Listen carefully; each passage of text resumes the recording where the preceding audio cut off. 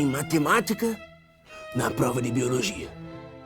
História, na prova de química. Física, na de geografia.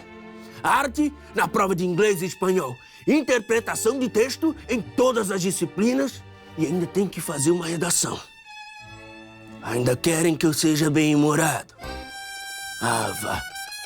Roda a vinheta.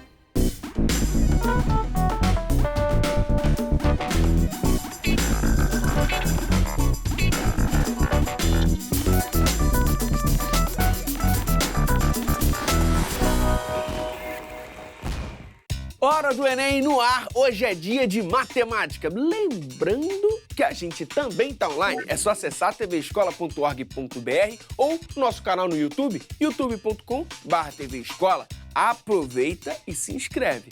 Comigo hoje, ele, professor Hugo Leonardo. Chega mais! Fala aí, Lange. E aí? Tranquilo? Seja Belezinha? bem-vindo mais uma vez. Obrigado. Bom, hoje a gente fala de probabilidade. Então, qual a probabilidade de cair no Enem? Altíssima. Uma das matérias que mais aparece na prova do Enem, está presente nos últimos 10 anos de prova, pelo menos uma questão a cada ano. Então, assim, é um assunto bastante recorrente na prova e bastante importante também. Então, bora lá ver a questão que você trouxe? Vamos lá.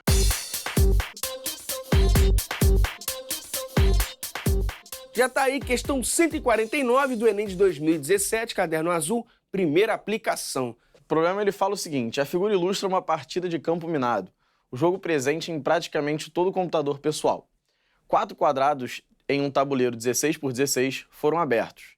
E os números em suas faces indicam quantos dos seus 8 vizinhos contêm minas a serem evitadas.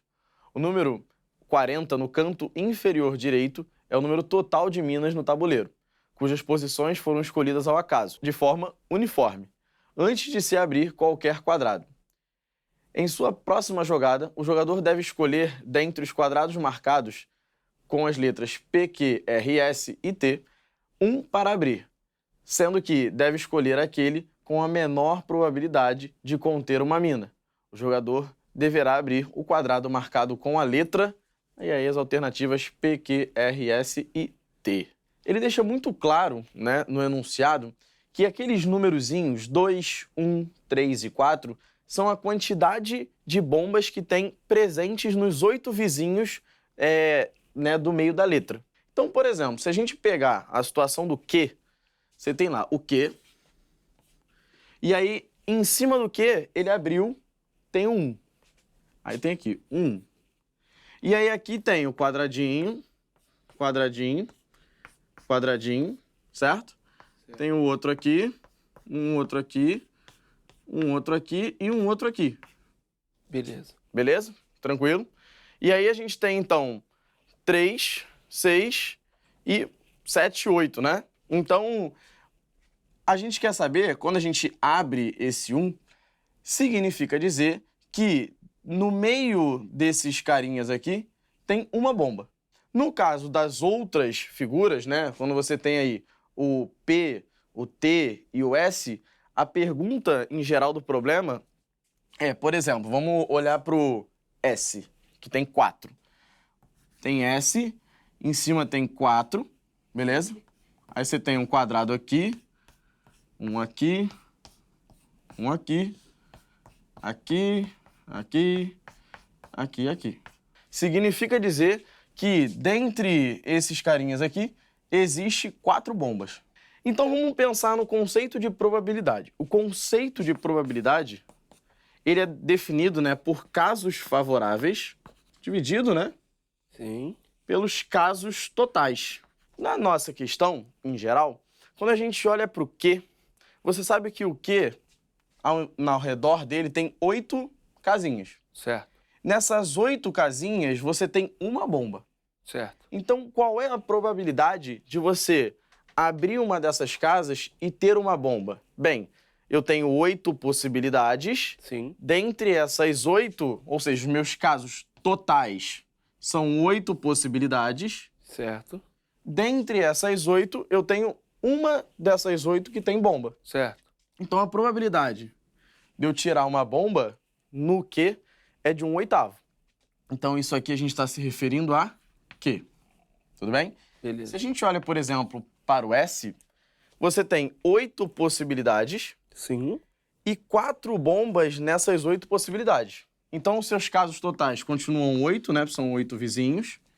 Só que, dentre essas 8 casas, 4 delas têm bomba. Certo. Então, a probabilidade de você apertar, por exemplo, nessa e ter uma bomba aqui é de 4 Para 8. para 8.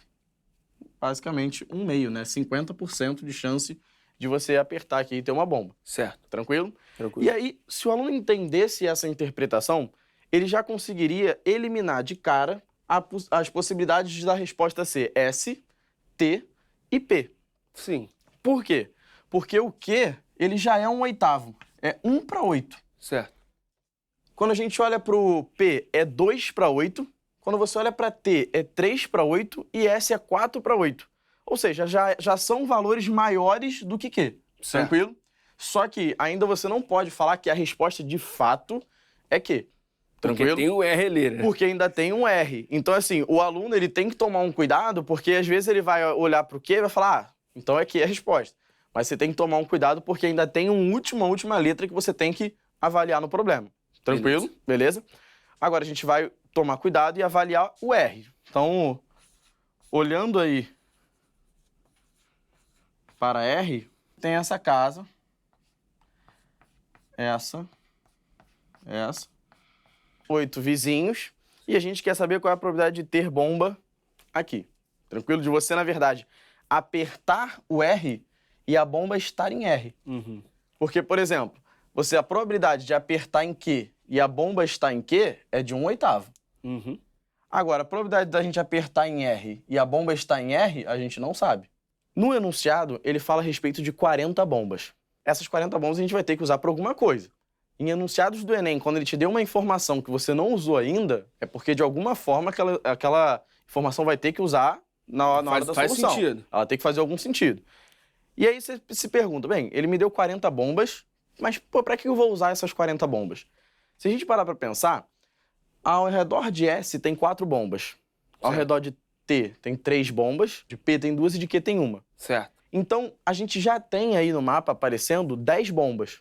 4, mais Sim. 3, mais 2, mais 1. São Certo. 10 bombas. No total são 40. Então, sobram quantas bombas espalhadas nesse campo minado? Bonito. 30. A probabilidade de ter em R não vai ser 30 sobre o total de casinhas. Por quê? Porque nessas casinhas aqui eu já sei a probabilidade. Certo. Nessa aqui também, na do T também, na do S também. Então o que a gente vai ter que fazer? A gente vai formar uns bloquinhos aqui, ó. Esses bloquinhos têm quantas casinhas? 9 no total, 9. certo? Certo. São quantos bloquinhos desses? 4. PQST. Então são 4 bloquinhos desses. Certo. Ou seja, os casos totais, ou seja, o total de casas disponíveis, vai ser o total de quadradinhos que você tem, que é 256. Por que 256? 16 vezes 16. Ele já fala, Ele né? fala que o quadrado é 16 por 16, menos 4 vezes 9. Por que 4 vezes 9? Porque eu tenho que descartar esses bloquinhos que eu já sei a probabilidade que tem aqui dentro. Então, eu já sei as bombas que tem aqui. Isso no total vai ser 256 menos 36. Isso é 220. Ou seja, a probabilidade da gente ter uma bomba, né, de eu apertar em R e a bomba estar em R é 30, que é o total de bombas que ainda tem, sobre o número de casas disponíveis que ainda tem, que são 220. Se você corta aqui, é um 3 sobre 22. Porém, 3 sobre 22 é um número maior do que 1/8. 1/8 é 0,125. E 3 sobre 22 é 0,136.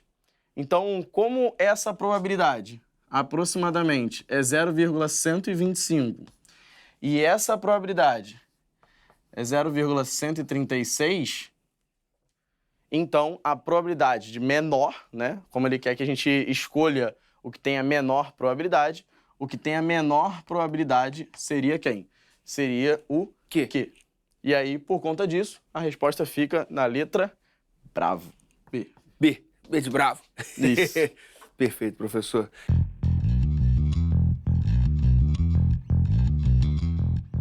Qual é a maior dúvida da galera quando o assunto é probabilidade? Landy, uma das maiores dúvidas que os alunos têm é quando você tem eventos acontecendo ou de maneira simultânea ou não, que é o que a gente chama de eventos dependentes e eventos não dependentes, né? Então, assim, analisar, ler um enunciado e ver quando que um evento é dependente e quando ele não é, talvez seja uma das maiores dificuldades dos alunos diante das questões. Professor, a gente viu uma questão que exigia mais assim interpretação, conceitos, mas de que outras formas a probabilidade pode aparecer no Enem? Você tem que saber o que é um evento dependente, o que é um evento independente, o que você vai fazer com a probabilidade quando for dependente, dependente, a ideia de probabilidade complementar, porque às vezes é mais fácil você calcular a probabilidade do que você não quer do que a probabilidade do que você quer. Às vezes é mais vantajoso. Então, assim, saber trabalhar com todas essas ideias no meio dos problemas de probabilidade faz com que o aluno tenha um desempenho melhor nas questões. Opa, isso pede revisão então, professor. Com certeza. Pode ser? Vamos lá. Então, bora lá.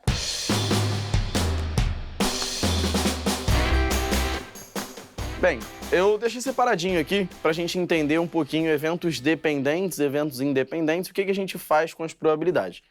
Basicamente, o que é um evento dependente? É quando uma coisa depende da outra. Então, para que algo ocorra, você precisa que uma outra coisa também ocorra ao mesmo tempo. Uma coisa que é diferente, um evento que é independente. Quando a gente usa a palavra ou seja, quando você tem num baralho e eu quero a probabilidade de tirar um ás ou uma carta de ouro. São eventos que não dependem um do outro. Em situações como essa, o que a gente faz? Quando você tem dois eventos acontecendo, e aí você, no próprio enunciado, ele vai te dar essa dica. Quando ele falar que vai acontecer uma coisa e outra, esse e pede para que você multiplique as probabilidades.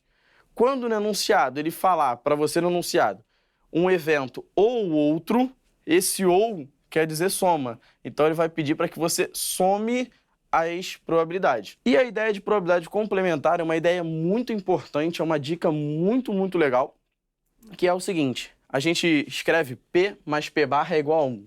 Como assim? A probabilidade de algo acontecer mais a probabilidade de algo não acontecer sempre tem que ser igual a 1. Por exemplo, a probabilidade de chover mais a probabilidade de não chover tem que ser igual a 1, ou 100%, né? E aí, por que isso é tão importante? Porque vários problemas é mais fácil você calcular o que você não quer do que você calcular o que você quer. E aí, o que você vai fazer em problemas desse tipo? Você vai só manipular essa equação falando o seguinte, que a probabilidade do que você quer é igual a 1 menos a probabilidade daquilo que você não quer. Sendo assim, você consegue calcular direto a pergunta do problema. Qual é a grande dica para você usar isso aqui? Quando tiver a palavra pelo menos. A gente chama isso aqui da dica do pelo menos. Se no enunciado tiver a palavra pelo menos, então provavelmente, assim, 99% dos casos, você vai poder calcular a probabilidade complementar, que vai ser mais fácil do que você ficar fazendo ali a probabilidade direitinho, uma a uma, vai te tomar muito tempo e na prova do Enem você não tem esse tempo todo. Exatamente. Beleza? Sempre é fundamental, né, na prova do Enem. Exato. Depois dessa revisão, bora fazer a questão? Vamos lá. Então simbora, já tá na tela. Questão 154 do Enem de 2018, caderno azul, primeira aplicação. Tá contigo, professor. Vamos lá. Ele fala, um designer de jogos planeja um jogo que faz uso de um tabuleiro de dimensão n por n, com n maior ou igual a 2, no qual cada jogador, na sua vez, coloca uma peça sobre uma das casas vazias do tabuleiro. Quando uma peça é posicionada, a região formada pelas casas, que estão na mesma linha ou coluna dessa peça, é chamada de zona de combate dessa peça. Na figura está ilustrada a zona de combate de uma peça colocada em uma das casas de um tabuleiro de dimensão 8 por 8. O tabuleiro deve ser dimensionado de forma que a probabilidade de se posicionar a segunda peça aleatoriamente, seguindo a regra do jogo, e esta ficar sobre a zona de combate da primeira, seja inferior a 1/5, ou 20%, beleza? Ele não coloca, mas 1/5 representa 20%. A dimensão mínima que o designer deve adotar para esse tabuleiro é um problema de interpretação e que basicamente você tem que analisar alternativa a alternativa. ele fala que ele quer a probabilidade, né? Ele fala, na verdade, que ele quer o do tabuleiro que tenha a probabilidade da peça estar na zona de conflito ou na zona de confronto menor que 20%. Tranquilo? Beleza. Primeiro que a gente vai analisar é os casos favoráveis para ela estar na zona de confronto. E para isso a gente já pega o 4x4, que é a letra A, né? E vamos analisar o que vai acontecer aqui. Bem, as possibilidades, né, as peças que estão na zona de confronto, basicamente, vão ser as seguintes. Se eu pego um tabuleiro, 4x4, Certo. coloco a primeira peça aqui. Quantas peças estariam na zona de confronto? Bem, a gente tem N aqui Sim. e N aqui. No caso, são 4 aqui Certo. e 4 aqui, Beleza. certo? Só que quando eu conto 4 e 4, eu conto esse ponto aqui 2 vezes. Então, na verdade, eu tenho 4 com 4, 8, mas é menos 1, que é menos esse cara. Certo. Então, a zona de confronto, ela é composta por 7 casas. Beleza. Tranquilo isso? Beleza? Então, os nossos casos favoráveis, eles basicamente vão ser esses carinhas aqui. 7, beleza? Certo. Sobre o total de casas que a gente vai ter. 16. Beleza. E aí, a gente tem que analisar se 7 sobre 16 é de fato menor do que 20%. E aí, para isso, a gente precisaria fazer, né, 700 sobre 16. Passando esse cara para porcentagem, a gente multiplica por 100 e faz essa divisão. Tranquilo? Basicamente, isso aqui é um 350 dividido por 8, né? Sim. Certo? Dividiu. E aí, a gente dividindo, podia dividir por 2 de novo, mas já vamos dividir por 8 direto. 350 sobre 8, divide 35 com 8 dá 4, né? Aí 32 para 35, 3. Isso aqui vai dar 43, certo? Certo. 43,75%. Beleza? Beleza. Então, a probabilidade de você ter, né, a zona de... colocar uma peça e ela está na zona de confronto num tabuleiro 4x4 é de 43,75%. Agora, se a gente olhar para o 6x6, 9x9, 10x10, 11x11, não tem como a gente desenhar todas elas na hora da prova do Enem, porque vai te tomar muito tempo. Então, o ideal é que você chegue num padrão de quantas casas sempre vão ter na zona de confronto num tabuleiro de qualquer que seja a quantidade de casas. Quando a gente olha para cá, você tem N casas. Certo. E para cá você também tem outras N casas. Certo. Tranquilo? Imaginando. Se a gente olhar para a zona de confronto, você tem N casas aqui e N casas aqui. Beleza? Beleza. Então, você tem 2 vezes N casas. Certo. Só que o que acontece? Quando você conta N casas para cá e N casas para cá, você contou esse cara 2 vezes. Então, você precisa tirar ele pelo menos uma vez. Então, a quantidade de casas que tem na zona de confronto é sempre 2 vezes N menos 1. Tranquilo? Beleza? Tranquilo.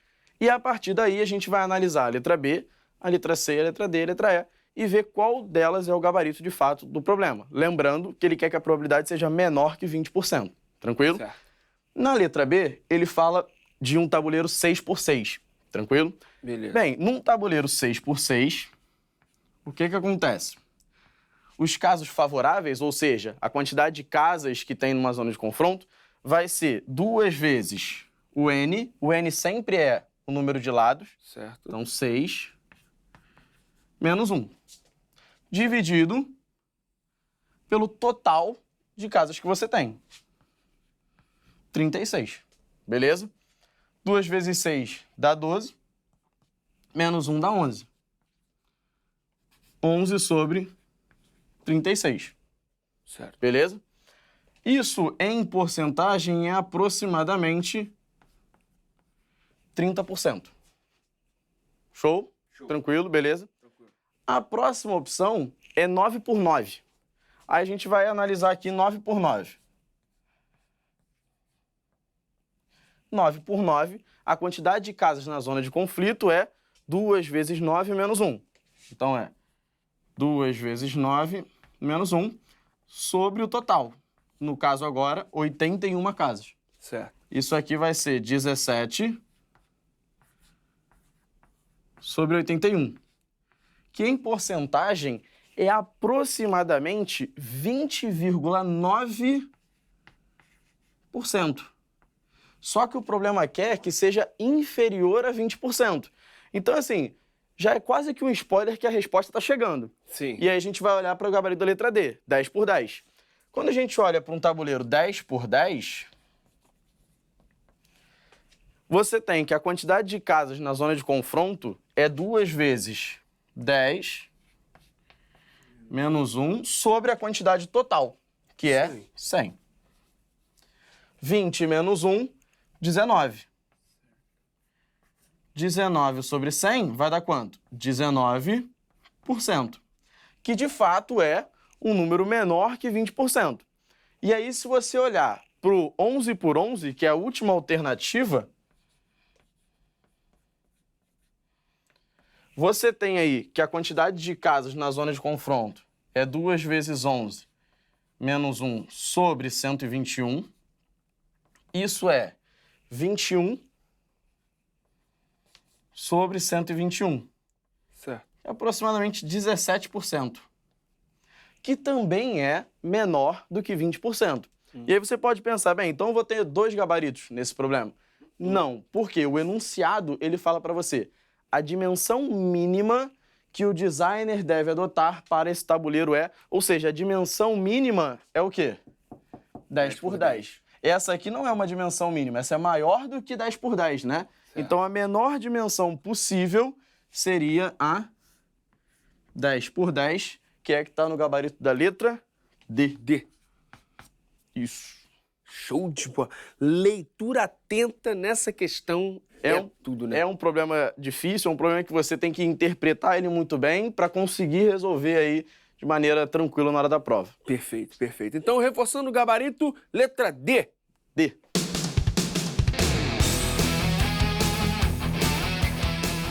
Probabilidade pode aparecer em outras áreas do conhecimento, certo? Certíssimo. Então, várias áreas de conhecimento utilizam a ideia de probabilidade, vários estudos na biomatemática, na biofísica. Então, assim, é um assunto que é muito usado no cotidiano, talvez não tão próximo da gente, mas em pesquisas científicas, em mercado financeiro, em ações, ele é muito, muito utilizado. A hora é agora. Momento Pop Prof.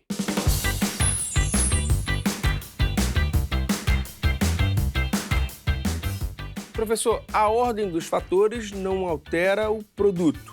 Certo. E a ordem dos tratores altera o viaduto? Não. Depende, na verdade, do que o trator está levando. Onde as paralelas se encontram? Segundo Einstein, no infinito. Isso não é uma desculpa, assim, pra, tipo, passa lá em casa, bora marcar. Ele usou para poder provar isso uma ideia de física quântica, então é difícil, não é próximo da gente, né? E vem cá, calcular uma moda usando pochete, fica mais descolado ou mais café? Mais descolado. A pochete tá voltando com tudo. Você acha da hora, então, né? Com certeza. Pochete é isso aí. Quando o número sai da moda, ele entra em promoção? Não, ele só sai da moda. Ele só fica esquecido. Gostei. A gente troca outra ideia dessa quando a gente se encontrar lá no infinito. É isso. Esse foi Hugo Leonardo no nosso Momento Pop Prof. Professor, então agora eu queria uma dica pra galera ficar 100% na probabilidade. Bem, primeira dica é estudar muito, né? Se esforçar, fazer bastante exercício. Tem vários lugares que você pode achar esses exercícios, inclusive, né, aqui no site da Hora do Enem, tem lá na parte de probabilidade, tá lá separadinho. Exatamente. Então, percursos educativos. Exatamente. Então o aluno pode ir lá resolver, fazer as questões, porque matemática é exercício, é prática. Então quanto mais esse exercício ele fizer, melhor ele fica naquela matéria. Perfeito, professor. Muito obrigado. Eu que agradeço mesmo por toda a ajuda, cara. Volte sempre, viu? Valeu. Então não esquece do percurso educativo de matemática. tvescola.org.br/percursos. A gente fica por aqui, então até a próxima. PGM 556, bloco 1, CD1.